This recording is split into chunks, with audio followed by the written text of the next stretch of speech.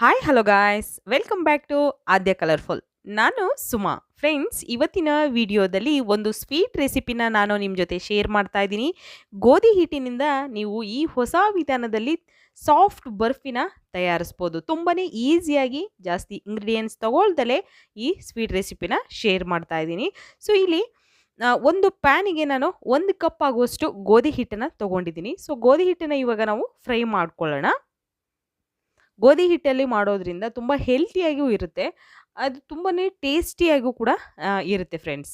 ನೀವ್ಯಾರಾದರೂ first time ನನ್ನ ಚಾನಲ್ಗೆ visit ಮಾಡಿದರೆ ಪ್ಲೀಸ್ ನನ್ನ ಚಾನಲ್ನ ಸಬ್ಸ್ಕ್ರೈಬ್ ಮಾಡ್ಕೊಳ್ಳಿ, ಹಾಗೆ ಲೈಕ್ ಮಾಡಿ ಮತ್ತು ಶೇರ್ ಮಾಡಿ ಫ್ರೆಂಡ್ಸ್.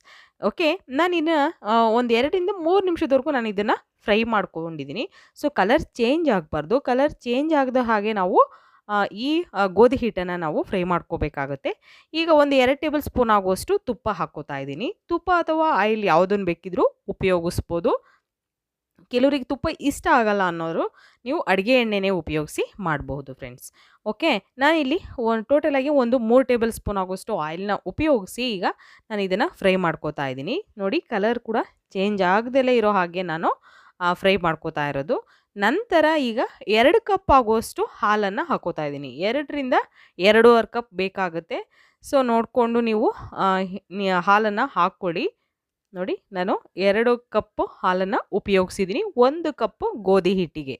ಓಕೆ, ನಂತರ ಈಗ 1 ಕಪ್ ಆಗುವಷ್ಟು ಸಕ್ಕರೆನ ಉಪಯೋಗಿಸಿದ್ದೀನಿ. ಸೊ ನಿಮಗೆ ಸ್ವೀಟ್ ಇನ್ನೂ ಕಮ್ಮಿ ಬೇಕು ಅಥವಾ ಜಾಸ್ತಿ ಬೇಕು ಅನ್ನೋದಾದರೆ ನೋಡಿಕೊಂಡು ನಿಮಗೆ ಕಮ್ಮಿ ಜಾಸ್ತಿ ಮಾಡ್ಕೋಬೋದು. ಇವಾಗ ಇದನ್ನು ಮಿಕ್ಸ್ ಮಾಡ್ಕೊಳ್ಳೋಣ. ನೀಟಾಗಿ ನಾನು ಮಿಕ್ಸ್ ಮಾಡ್ತಾ ಇದ್ದೀನಿ. ಸ್ವಲ್ಪ ಗಂಟು ಆದ್ರೂ ಪ್ರಾಬ್ಲಮ್ ಇಲ್ಲ ಫ್ರೆಂಡ್ಸ್. ನೀಟಾಗಿ ಇದನ್ನು ಮಿಕ್ಸ್ ಮಾಡ್ತಾ ಇದ್ದರೆ ಖಂಡಿತ ಅದೇನು ಲಂಪ್ಸ್ ಇರುತ್ತೋ ಅದೆಲ್ಲ ಹೊರಟೋಗುತ್ತೆ. ಸೊ ಏನು ಹೆದರ್ಕೊಳ್ಳೋದು ಬೇಡ. ನೀಟಾಗಿ ಈಗ ಮಿಕ್ಸ್ ಮಾಡ್ಕೊಳ್ಳೋಣ.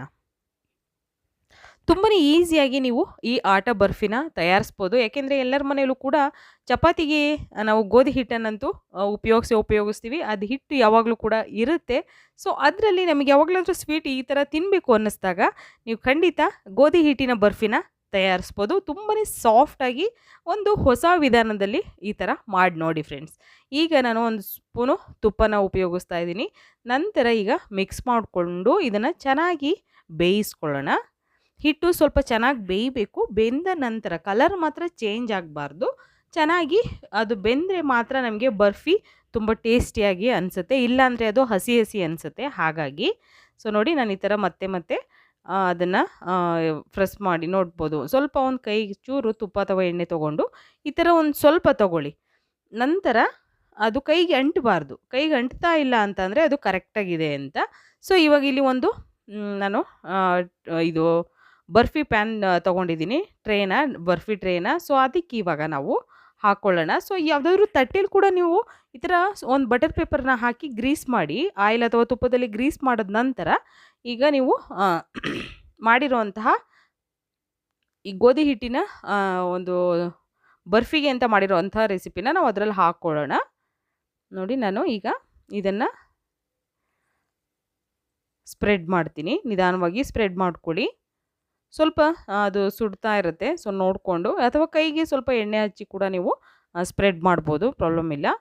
ಈಗ ಅದನ್ನು ಮೇಲ್ಗಡೆ ಸ್ವಲ್ಪ ಟ್ಯಾಪ್ ಮಾಡ್ಕೊಳ್ಳೋಣ. ಯಾಕೆಂದರೆ ಒಳಗೆ ಸ್ವಲ್ಪ ಬಬಲ್ಸ್ ಏನಾದರೂ ಇದ್ದರೂ ಕೂಡ ಅದು ಕರೆಕ್ಟಾಗಿ ಕ್ಲಿಯರ್ ಆಗುತ್ತೆ. ನೋಡಿ, ಒಂದು ಶೇಪ್ ಕೊಟ್ಕೊಳ್ಳೋಣ. ಇದನ್ನು ಮನೆಯಲ್ಲಿ ಯಾವುದು ಊಟದ ತಟ್ಟೆ ಇರುತ್ತಲ್ಲ, ಸೊ ಅದರಲ್ಲೂ ಕೂಡ ನೀವು ಒಂದು ಸೈಡಿಗೆ ಹಾಕ್ಕೋಬೋದು.